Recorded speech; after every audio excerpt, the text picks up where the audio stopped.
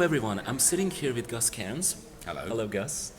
Um, from from NAM, AIDS Map, and also from PrEP in Europe. And PrEP in Europe is what I want to ask you about, Gus, because I know that there's going to be a new wave of activity, if you like, in PrEP in Europe that you are leading on. Can you tell us a little more about it? Yes, I mean, this has been an idea which has been going for quite some time. Initially came out of an idea from a UNAIDS EACG meeting 18 months ago, and we've been basically trying to sort of formulate it since then. But we now do have funding to start doing this, and basically it's the idea to have a pan-European coordinating campaign for all these sorts of different kinds of activity and activism there is going on around PrEP in the European continent, because we felt that there were lots of different local initiatives and activism and people doing their own PrEP and things like that, but with health regulations in each country being so different, circumstances being so different, we badly needed some sort of information exchange and advocacy tool that people could use. So we're going to have to start off with fairly modestly with a new Facebook page and a main page to be set up by NAM, which will have lots of info and things like that on. But we're hopeful of getting funding to do a kind of PrEP summit later on this year. It tends to be advancing a bit further into the autumn because of the procedures we have to go through in order to get funding, but we're very hopeful about it. And that we want to involve both the local sort of grassroots activists who are doing stuff in their local area, but also the sorts of health ministers and politicians who should be getting the PrEP message and preparing to implement it. Well, in that context, it was a rather interesting moment in the beginning of this conference. You know that this conference was preceded by a meeting organized by the Maltese presidency and ECDC together. And despite several efforts from civil society to put PrEP into the joint declaration, which was said to be a technical declaration, it didn't happen. And then the argument was that it's a political decision why it didn't happen. What do you think we can do in order to elevate PrEP onto this technical but also political level?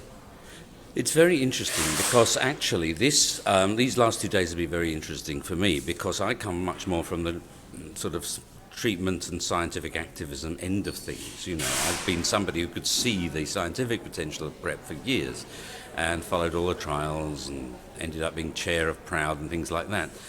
Now I'm realizing that now we know PrEP works, it's about implementing it and it's about getting it integrated into prevention and testing programs. So I come to a testing conference. What do I find?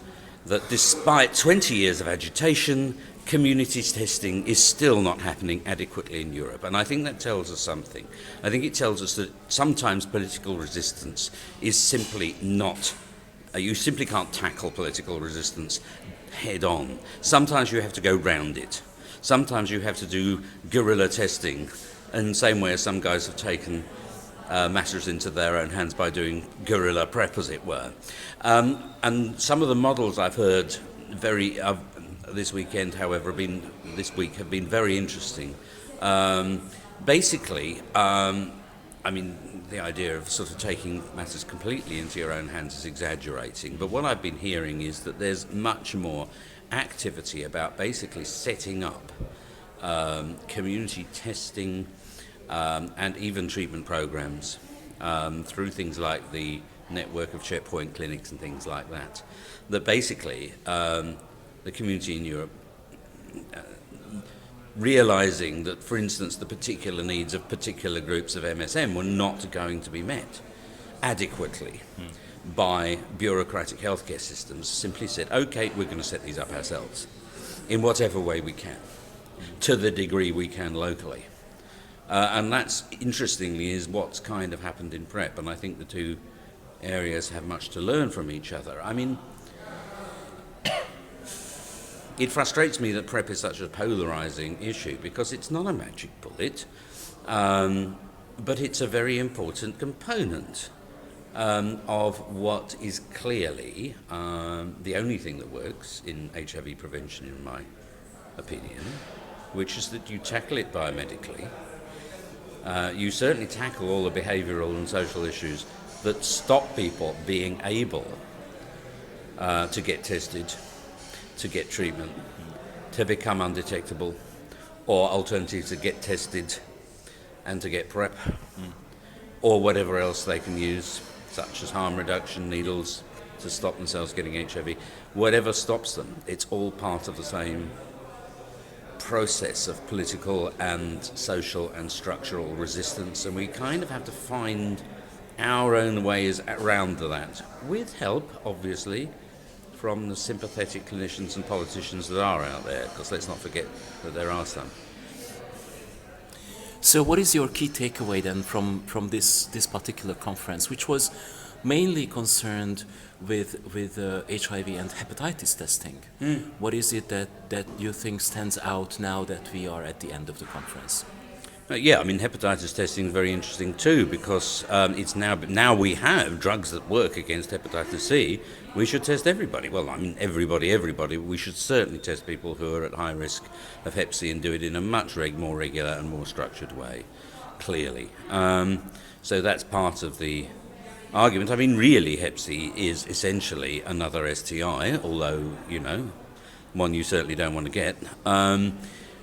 And it has to become part of the regular package of HIV and STI prevention and treatment services that people who are vulnerable to these conditions should be able to get. And if they can't get them through their country's own healthcare systems, then I think the lesson we're learning is that by community action, we may be able to make it happen in some other ways, although we have to do so in ways that are sensitive to the needs of the local populations. So the big take-home message in one sentence is that if they ain't going to do it, you have to do it for yourself. So that also then, if I understand you well, that also answers my next question, which is, because we often hear this question, does it make sense to test people for HCV if there's no access to treatment? But you say we have to find a way. Well, yes, I think so, because, this argument used to be advanced against HIV testing. It's cruel and unethical to test people for HIV without any treatment. Well, of course it's cruel and unethical to forcibly test people without there being any treatment. But on the other hand, if people don't know, they're not in a position to agitate for their own treatment. It was the energy of people who knew they had HIV and knew that they were being denied life-saving drugs that led to the HIV treatment activist movement. And clearly, this needs to happen in Hep C as well. I mean, it's happening right now in cancer. Yeah. So it happens in all sorts of illness areas. Yeah. Thank you, Gus. Thank you very much. Okay.